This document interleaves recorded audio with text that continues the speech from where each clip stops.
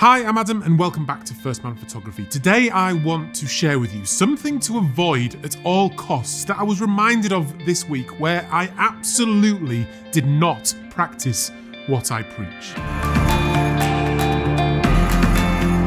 Before we get going today though, this video is sponsored by Lexar. If you need fast, reliable and high quality SD cards, look no further than Lexar.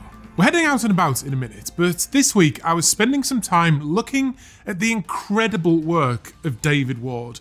And when I see photographic mastery like this, it always gets me thinking about the journey of the photographer. What challenges have they faced? Do they suffer that artistic anxiety like I do? Do they have bad days out in the field? Do they make mistakes? Technically, artistically, and even get into the wrong mindset. I'm always telling people not to second guess yourself in the field. Don't pile pressure on yourself. Don't rush around and forget to enjoy it. And don't overthink your compositions. Because if you do, almost always you'll come away with images that you are not satisfied with. The thing is, it can be so hard to slow down, relax, feel the flow, and be at one with the landscape. Especially if, like me, you badly want a good shot. So I wanted to share this outing with you because if you follow me or you like my work, I want to show you it does not come easy. I have challenging days where it feels like I've been through the ringer, and even with incredible conditions, I still find it really hard. But hopefully, I rescued it right at the end.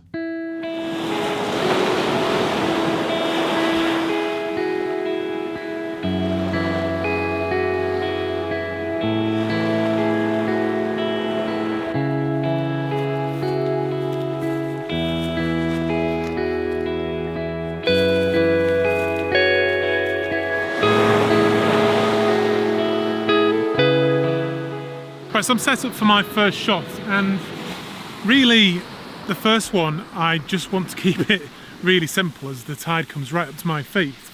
It's not quite golden hour yet, but there is some really tremendous colour already in the sky, lovely yellowy sort of tinge to the clouds, and the sea's just looking beautifully blue, reflecting that blue light from the sky. Yeah, I'm just going to keep it really simple, and the shape of the beach I'm kind of using to my advantage because I'm in a spot where waves are kind of colliding from left and right. The main thing is that there's just some beautiful shapes in the water as it's going back out. It's just leaving lovely sort of leading lines essentially from the bottom of the image, then into that relatively flat, calm sea as my midground, and then those beautiful clouds in the distance. And flies. Anyway, I've got a polarizer on just to take a little bit of the sheen off the water. Not all of it, because I like that kind of bright reflection. I don't want to lose all of that. So it's about half, 3/4 of the way. I'm currently working at around 16mm. I might have to go in a little bit because the sand isn't the greatest of colours. It's quite a dark brown. So really, I think the image will work better if it's all just that kind of bluey, white, foamy reflection of the water. It's going to have that ethereal feel because I'm also going to add a 6-stop filter. So let me just frame. Yeah, I'm going to go in a little bit. What am I going to go to? I want to just get the horizon on the rule of thirds pretty much. That's now at 24mm. I'm at f11 because that's going to be fine. Some of the image is going to be quite soft anyway, flies. And I'm at 1/25th of a second. I'm all composed. It's just going to be a very straightforward coastal image that I think is going to be really rather beautiful because the clouds look good, everything looks good. The filter is now in, this Polar Pro 6-stop filter. And then I'm just going to roll the shutter speed back until I get my exposure. And if I show you that, you can see that it's about 3 seconds, f11, ISO 100. I've got the histogram looking really nice, no clipping either side, and then it's just a case of waiting for the right wave to come pretty much all the way up to the base of the tripod and then wash back out as the waves are kind of colliding from the left and the right and form that swirling shape. That's not bad. I'm going to shoot that off. I'm on the 2-second timer and I'm just focusing on where the wave is crashing, essentially. I'm just going to wait. There's another big wave coming in here, so I think this is going to be the one. It's a nice big one. That's it now. Right, 2-second timer. Just nailed that, I think. Firing now, washing out, and there we go. Let's take a look. I think that's really rather beautiful. There's some lovely tones in the sky, and yeah, it's just, I'm looking to do a triptych today, 3 shots, and that's just a beautiful, nice, simple one to set the mood. Yeah, take a look and see what you think.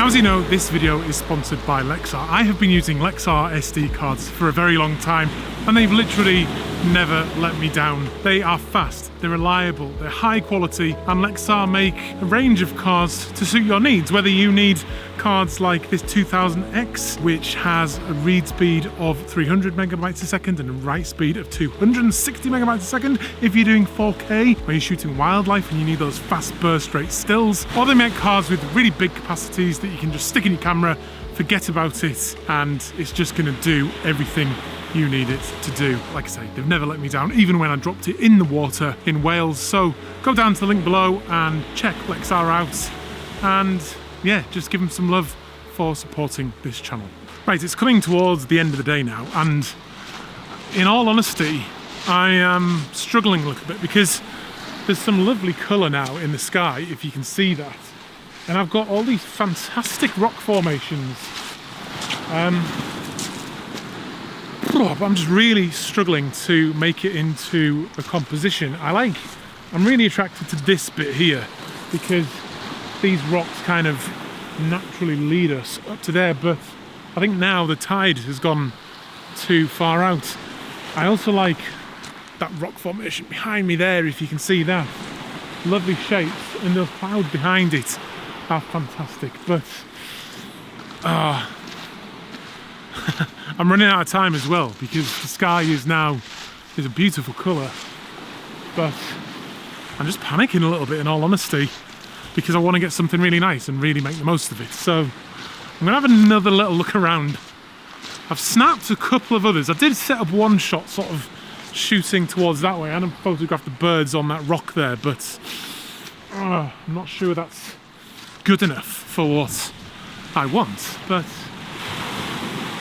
if the tide goes out, it reveals even more and more rock. So I've still got, I don't know, 20 minutes till sunset, so I'm going to persevere as well, because there's some really beautiful cloud, high altitude cloud formulating as well, and if that picks up some colour, I guess the foreground doesn't matter all that much. It's just going to look great regardless.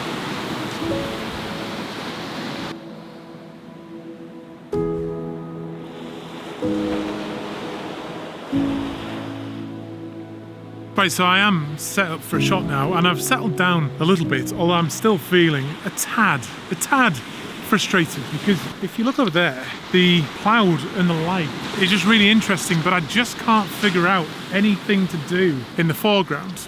So rather than fumble around and miss what I think is going to be a really colourful sunset, all I've done is, like I say, disappointingly, just kept it really, really simple again. And as the tide has gone out, it's revealed this rock formation here behind me. I really like this one here. If I could get a bit closer to that as the tide went out a bit further, it would be even better, but I don't think I'm going to manage it. I might have a little go, but I'm just, like I say, keeping it really, really simple at the moment.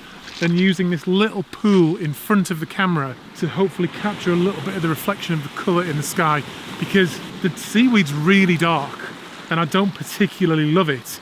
So I've raised the camera up a little bit so this bottom bit of seaweed is out below the frame, and then I've included the rock in this formation here, and then pretty much I'm relying on the sky bursting into colour. But it was only going to work if that colour is really visible. So again, I have Actually, I don't have the polarizer on this time because I want the reflections this time.